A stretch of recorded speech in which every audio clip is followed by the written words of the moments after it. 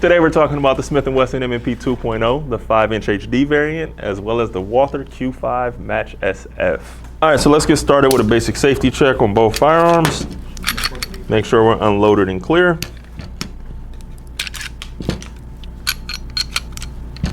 And looks like we're safe with both guns, so let's go ahead and proceed and jump into some of the overview. And the Walther Q5 Match SF, unloaded no magazine, 2 pounds, 6.9 ounces.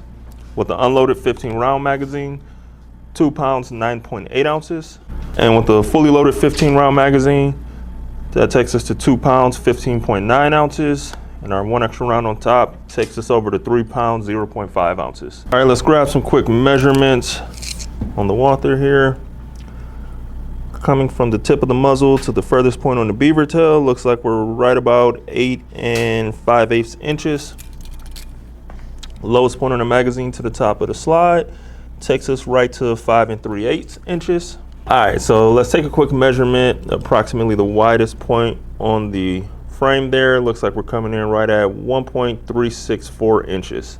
And let's do a quick double check, make sure we're unloaded and clear before we grab a trigger reading here. And grabbing the lowest point of that trigger we can. Looks like we're coming in right at 4.82 pounds. All right, so let's do a quick double check here, making sure these firearms are unloaded and clear before we start grabbing some trigger readings. And grabbing at the lowest point we can on that trigger. Looks like we're coming in at a 4.44 pound press for the 2.0. So the 2.0, unloaded, no magazine inside, 2 pounds, 3.2 ounces. So with the unloaded 17 round magazine, that takes us up to 2 pounds, 6.2 ounces.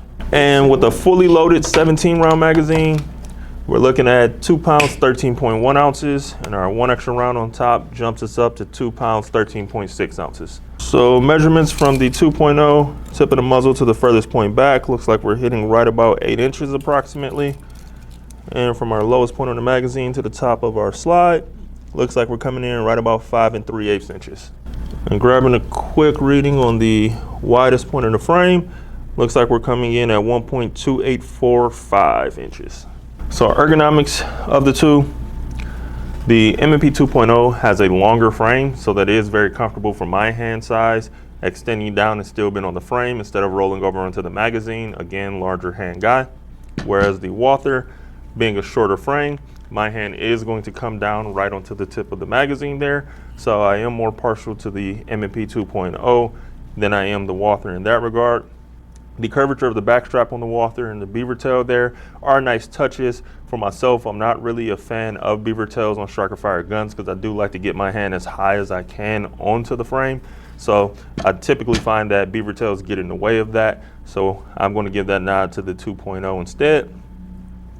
Trigger guards between the two, neither of them have texture on the bottom of the trigger guards, so that's really a wash between the two. The undercuts on them both, the Smith actually comes slightly higher, so I do like that, allowing the gun to settle a little deeper into my hand. The M&P 2.0 has a rounded trigger guard, whereas the Walther has a more squared off one. So if you are one of those people that likes to loop onto the front of your trigger guard, I will say the Walther is probably going to be the winner and a little easier to do that with, especially with it having texturing on the front strap of the trigger guard and the M&P 2.0 being smooth. The Walther does have a full length rail, extending the full length of the dust cover, whereas the M&P 2.0 gives you 3 slots here and stops short. I am more fond of a full length rail, so I will give the nod to Walther on that, allowing you some adjustability for different light sizes to place that where it will naturally fall in line with your hand. Serrations, definitely going to go to the M&P 2.0. These serrations are actually very nice for you to grip into, whereas the Walther is going to be extremely shallow and slippery and slick.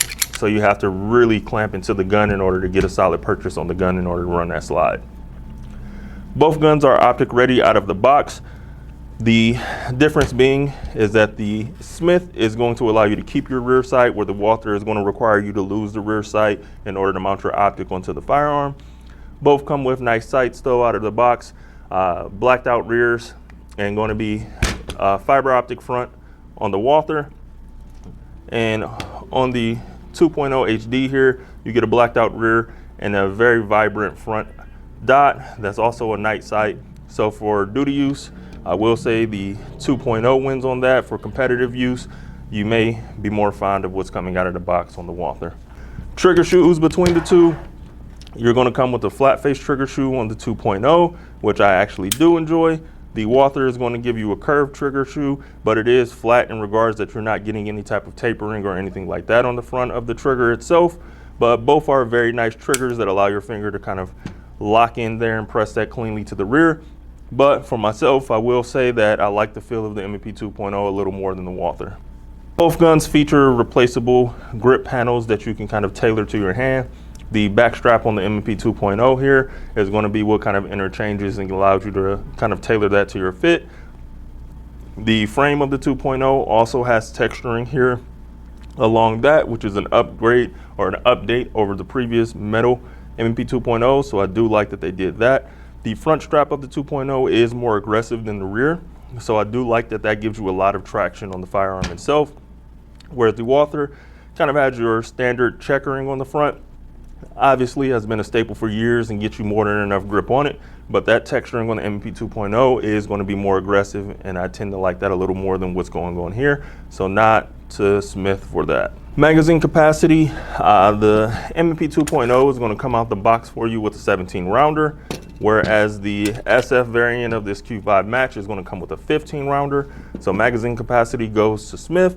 Both guns are going to be ambidextrous as far as slide release goes, and also a similar setup for your magazine release, where it's going to be on one side that you will have to swap over to the other. Similar here with the M&P as well. Aftermarket support is going to be vast for both of these guys. The Walther has been a huge player in competitive use and things like that, so there's all different types of magazines, triggers, so forth and so on. Same with the M&P 2.0, there's a very vast aftermarket support for that. The M&P's lineup has become increasingly popular over the years, so I will say that the aftermarket support kind of leans in the favor of the M&P 2.0s nowadays. And of course, with XTech Tactical, we got you covered with the MTX magazines to give you the +5 extensions on the M&P magazines, or you can buy the M&P MTX mags that are already installed. All right, guys, that wraps up another overview video for us today, covering the new Smith & Wesson M&P 2.0, the HD variant in a 5-inch model, as well as the Walther Q5 Match SF. Let us know in the comments below which one of these kind of tickles your fancy. Are you looking for something that's geared heavily towards competition, something that can cross over between the two, competition or professional duty use? Are you going for the German engineering, sticking with American made? Who knows? Let us know which one checks the box for you. Like, comment, subscribe, and we'll see you next time.